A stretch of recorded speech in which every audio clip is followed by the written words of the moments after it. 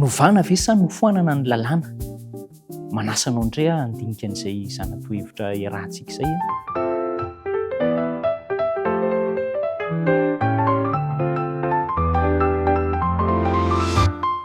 Dia faly tafaraka aminao indray ary ao anatin'izao fiarahana miaratra ny Soratra Masina izao.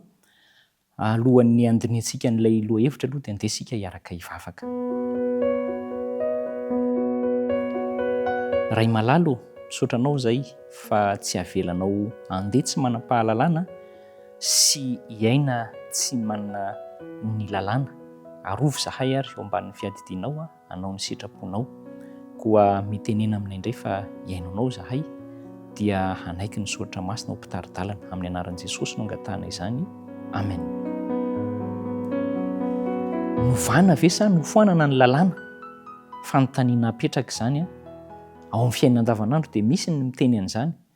Efa novana ny lalàna izao. Misy indray ny manao hoe efa nofoanana ny lalàna. Alefo sara an-tsaina ny hoe nofoanana ny lalàna. Raha ny lalam-panorenana aza nofoanana dia andeha ho aiza ny firenena anankiray. Raha ny lalàna ny fiarahamonina no esorina dia inona no vokatra ho hita ao anatin'izany fiarahamonina izany. Ary raha ny fitsipifezana ao tokantrano koa no esorina dia anahoana ny efaranao, ny efarako? Novana sa nofoanana io lalàna io? Andao sika aloha hiainga ao amin'ny Soratra Masina. Izao no voalazan'ny Soratra Masina. Mateo 5:17 amin'ny anaran'i Jesosy. Aza ataonareo fa tonga aho handrava ny lalàna na ny mpaminany. Tsy tonga aho handrava fa hanatanteraka. Mazava aloha izay voalohan'izay. Fa toy izay tsika amin'ny 9:20. Fa lazaiko aminareo marina tokoa, mandra-pahafoana ny lanitra sy ny tany dia tsisy ho foana akory amin'ny lalàna na dia litera iray na dia tendron-tsoratra iray aza mandra-pahatanteraka izy rehetra. Izay ny voalaza. Dia iveriko fa miara-manaiky isika hoe tsy foana izany ny lalàna ary tsy novana. Jesosy no niteny an'izay teny izay mivantana. Manasa anao aloha za hiaino kely amaky isika izany mahakasika ny izay voalaza momba n'ity hoe lalàn'Andriamanitra ity. Izao no voambara.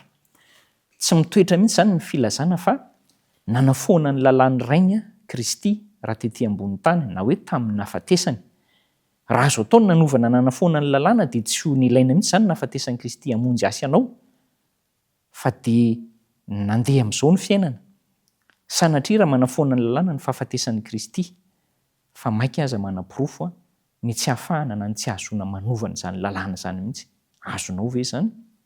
Fa isika izany raha mihevitra fa azo dikaina amin'izay ny lalàna ankehitriny dia toa sahasaha foana isika eo anatrehan'Andriamanitra amin'izany. Raha ho tokantrano isika no esorina ny fitsipifezana rehetra dia inona no vokany?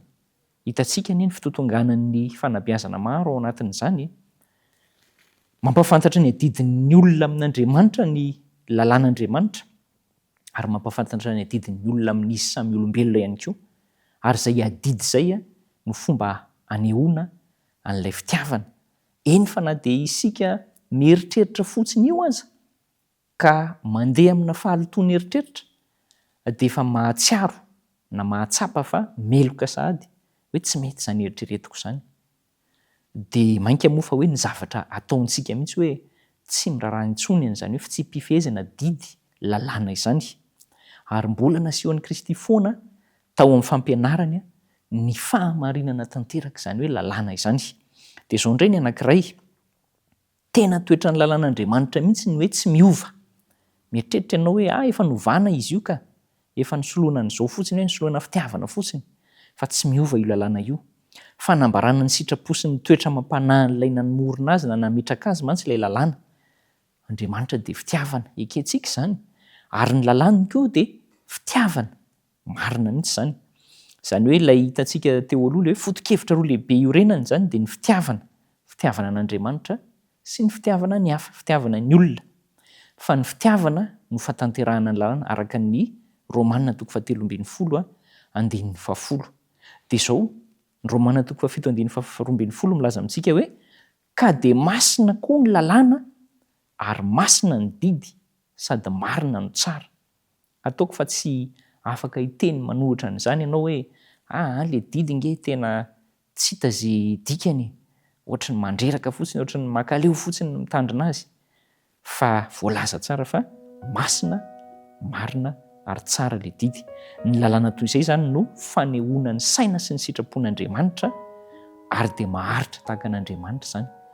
Dia raha zah sika sy ianao samy miezaka ihany koa zany mba haka an'izay sain'Andriamanitra amin'ny alalan'ny hoe fitandremana ny lalàn'Andriamanitra izay fa mahasoa antsika izay. Hiaro antsika tokoa ny Andriamanitra mba tsy hahatonga antsika hanamaivana nanao tsinontsina n'izany lalàn'Andriamanitra izay tsy miova izany. Andeha hiaraka hivavaka isika.